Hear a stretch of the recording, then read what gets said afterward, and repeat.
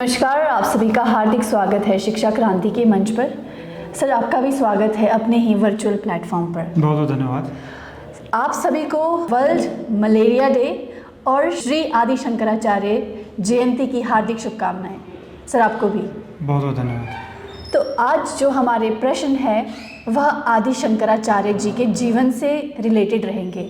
आदि शंकराचार्य जिन्होंने वेदांत की स्थापना की है और उन्होंने जो उस समय सामाजिक बुराइयां हो रही थी उनमें समन्वय का कार्य किया है। तो सबसे पहले मैं सर आपसे यह प्रश्न पूछना चाहूँगी, आज के समय में श्री आदि शंकराचार्य जी की बातों का क्या महत्व है और किस तरह से वह हमारी जनरेशन के लिए हेल्पफुल हो सकती है? सबसे पहले आदि शंकराचार्य जयंती की आप सभी को हार्दिक शुभकामनाएं। जैसा आपने कहा कि आदि शंकराचार्य एक समन्वय के रूप में उन्होंने कार्य किया, तो इससे बड़ी बात क्या हो सकती है कि सनातन संस्कृति की उत्थान करने के लिए उन्होंने जीवन पर्यंत कार्य किया, सनातन संस्कृति के प्रचार प्रसार के लिए कार्य किया। जो आपने प्रश्न पूछा है कि किस तरह से वो प्रासंगिक है, आदि शंकराचार्य आज हमारे समय में बहुत प्रासंगिक है। वो इसलिए क्योंकि हमारी जो सनातन संस्कृति है वो बिखर गई है, वो अनेक धाराओं में विभाजित हो गई है, जबकि हमारी सनातन संस्कृति विविध होनी चाहिए, विभाजित नहीं होनी चाहिए। तो शंकराचार्य ने जो अपने समय में कार्य किया था, जैसे उन्होंने 4 मठों की स्थापना की जिनको आज हम 4 धाम भी मानते हैं। तो सबसे पहला कार्य उत्तर के मठ में उन्होंने दक्षिण के पुजारी को स्थापित किया, दक्षिण के मठ में उत्तर के पुजारी को स्थापित किया, पश्चिम का जो मठ था वहाँ पूर्व के पुजारी को स्थापित किया, जो पूर्व का मठ था वहाँ पश्चिम के पुजारी को स्थापित किया।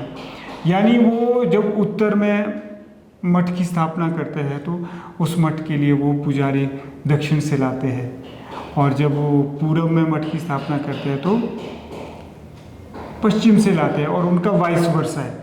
तो एक देख लीजिए कि किस तरह से वो सांस्कृतिक चेतना को जगाना चाहते थे, यानी भारत की सनातन संस्कृति को पुनर्स्थापित करना चाहते थे और भारतीय संस्कृति का पुनरुत्थान करना चाहते थे। तो आज के समय की भी यही मांग है कि हमारे पास सब कुछ है, हम आर्थिक रूप से सुदृढ़ हो रहे हैं, लेकिन सांस्कृतिक तौर पर जो हम आज विकृत से हो रहे हैं, जो हमारा सांस्कृतिक तौर पर जो हमारा पतन हुआ, उसके उत्थान के लिए आदि गुरु शंकराचार्य से, आदि शंकराचार्य से हमें सीख लेनी चाहिए कि किस तरह से सांस्कृतिक समन्वय के कार्य किए जाए और इस देश को एकता के सूत्र में फिर से बांधा जाए। तो उन्होंने देश को एकता के सूत्र में बांधने के लिए यह सांस्कृतिक कार्यक्रम किया था। इसीलिए वह न केवल वह भारत की आध्यात्मिक चेतना को जगाकर गए, बल्कि उन्होंने सांस्कृतिक उत्थान के लिए भी कार्य किया। इसीलिए मैं उनको सांस्कृतिक पुरुष भी कहना चाहूँगा। आध्यात्मिक गुरु तो वो थे ही। सर, श्री आदि शंकराचार्य जी के जीवन से लेकर मुझे 2 प्रसंग याद आते हैं और उन 2 प्रसंगों से मेरे 2 अलग अलग क्वेश्चंस हैं। तो मैं पहले यही पूछना चाहूँगी कि आदि शंकराचार्य जी जिन्होंने 4 मठों की स्थापना की और अंत में वह हिमालयों में समाधि लेने के लिए चले गए, ऐसा सुनने में आता है। जी बिल्कुल, 32 वर्ष की उम्र में वह समाधित हो गए थे हिमालय में। तो सर, एक हिसाब से तो वह हमारे लिए एक एग्जाम्पलरी मैन है, परंतु साथ ही साथ वह हठ योग का भी हमें संदेश देना चाहते हैं। देखिए, वह एक अलग विषय वस्तु हो जाएगी, उस पर हम कभी ज़रूर बात करेंगे कि किस तरह से उनकी आध्यात्मिक चेतना, आध्यात्मिक उनकी यात्रा रही है और क्या कुछ वह संदेश दे रहे हैं। सबसे बड़ा संदेश तो ये दे रहे हैं कि एक बालक 4 साल की उम्र में वो मलयालम सीख लेता है, 8 साल की आयु में उनको वेद ज्ञान हो जाता है, और 16 वर्ष तक पहुँचते पहुँचते वो कम से कम 100 से ज़्यादा किताबें लिख लेते हैं। तो सोचो कि सबसे बड़ी जो प्रेरणा है आज के युवाओं को लेनी चाहिए आदि शंकराचार्य से, वो यह है कि आत्म ज्ञान की और आत्मबोध को जागृत करने के लिए अध्ययन करें, पढ़ें, अच्छी अच्छी पुस्तकें पढ़ें, नशे में ना जाएं, विकृत ना हो जाएं, अपने आत्मिक बोध का ध्यान रखें। क्योंकि जो आज आप देख रहे हैं कि हर महीने इस शहर में हमें कोई ना कोई ऐसा कांड, ऐसा केस सुनने को मिलता है कि आज भी एक युवा ने अपनी ही लीला को समाप्त कर दिया, ज़िंदगी को समाप्त कर दिया। तो उनकी जीवन से सबसे बड़ी हमें सीख यह लेनी चाहिए कि जो हम आज आत्मबोध की यात्रा करते हैं, अधिकतर आपने देखा होगा कि जो आत्मबोध की यात्रा में आज हम साधन का प्रयोग करते हैं, यानी हम बुद्धि से आत्मबोध पैदा करना चाहते हैं, हम साधन से आत्मबोध पैदा करना चाहते हैं, हम मंदिरों में जाके आत्मबोध पैदा करना चाहते हैं, हम किताबों में ही आत्मबोध पैदा करना चाहते हैं। जबकि क्या है, आत्मबोध जागृत करने के लिए साधना का भी इतना ही महत्व है। तो वो लोग ऐसे थे कि ना केवल उन्होंने किताबें लिखी बल्कि साधना भी की, भारतवर्ष की यात्रा की।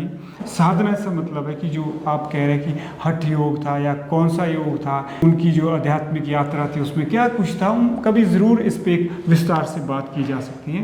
बहरहाल तो मैं यही कहना चाहूँगा आप सभी युवा साथी जितने भी यहाँ बैठे हैं कि आप शंकराचार्य के जीवन से यह सीख लें कि हमें अध्ययनरत रहना चाहिए और हमें मानवता के कल्याण के लिए निरंतर कार्य करना चाहिए।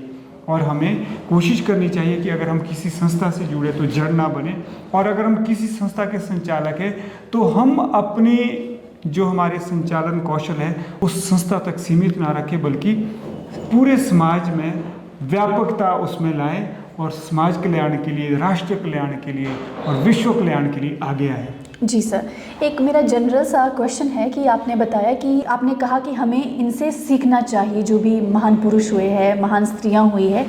आपने कहा कि जो शंकराचार्य है उन्होंने 4 वर्ष की उम्र में वेद पढ़ने शुरू कर दिए। तो मुझे लगता है कि जब हम इन महान आत्माओं की इतनी बड़ी बड़ी सिद्धियां बताते हैं, प्रसिद्धियां बताते हैं, इनके कार्य बताते, तो जो हम जैसे आम इंसान हैं हम उनसे रिलेट नहीं कर पाते। हमें लगता है कि जो इंटेलिजेंस है, intelligence is in the blood. So हम इस चीज़ को कैसे समझें और इनके जीवन को अपने जीवन से कैसे चरितार्थ करें? सीधी सी बात है कि जहां आप हैं वहां से अपनी यात्रा शुरू कीजिए, बजाय इसके कि आप साधन के पीछे भागे, आप इतने लोगों को दिन भर सुनते रहें और ना जाने कैसे कैसे विचार अपने दिमाग में भरते रहें, जो दिमाग की जो मेमोरी है उसको हर तरह से ऐसे भरते रहे। इसकी बजाय आप लंबी सांस लें, चिंतन करें, मंथन करें, थोड़ा पढ़ें, लेकिन इतना पढ़ें कि उसको इंटरनलाइज करें, आत्मसात करें, इम्बाइब करें, प्रोसेस करें और जीवन में ज़रूर ढालें। थोड़ा सा पढ़ें लेकिन अच्छी तरह पढ़ें, समझ कर पढ़ें और अच्छाई के कार्य ज़रूर करें। जी, जिस तरह से शंकराचार्य ने सर्वहित कल्याण के लिए कार्य किया, आप भी ज़रूर कुछ ना कुछ कार्य करें। जी साथियों, मैं आप सभी को बताना चाहती हूँ कि सत्यन सर जो है एक सत्यन स्कूल ऑफ लैंग्वेजेस भी चलाते हैं, जिसमें एक्टिव लर्निंग को प्रमोट किया जाता है। सर ने यहाँ बात की कि अगर आप जो भी सीखते हैं उसको इंटरनलाइज कीजिए। हर स्पिरिचुअल बुक में, हर रिलीजियस टेक्स्ट में यही बात की गई है कि आप जो भी सीखते हैं अपनी 5 सेंसेस से कुछ समय के लिए उन सेंसेस को अकेला छोड़ दीजिए और उस पर चिंतन मनन कीजिए। क्योंकि अगर हम चिंतन मनन नहीं करेंगे, जो भी हमने सीखा है, तो वही चिंतन मनन हमारी चिंता का कारण बन जाएगा।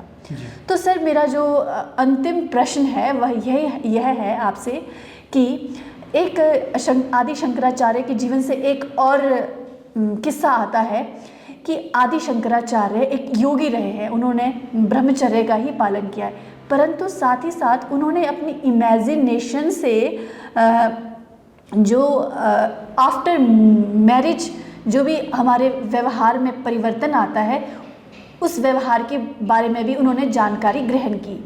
तो सर, मैं आपसे यह पूछना चाहूँगी कि जो हम इमेजिनेशन लेवल पर दूसरों से भी सीख सकते हैं, तो वो किस तरह से संभव है सर? मेरा यह मानना है कि जैसे जैसे हमारी चेतना का उत्थान होता है, जब हम चैतन्य होने लगते हैं और हमारा चित्त शुद्ध होने लगता है, जो हमारी जो कल्पना शक्ति होती है, एक तरह की कल्पना शक्ति होती है, निरिकपोल कल्पना। मतलब आप खाली पुलाव बनाओ, हवाई किले बनाओ, सोमदत्त किए, बिल्कुल एक तरह की कल्पना होती है। लेकिन जो दूसरी कल्पना होती हैं वो ऐसी कल्पना होती है जैसे वेद व्यास की कल्पना शक्ति थी, जैसे शंकराचार्य की कल्पना शक्ति थी।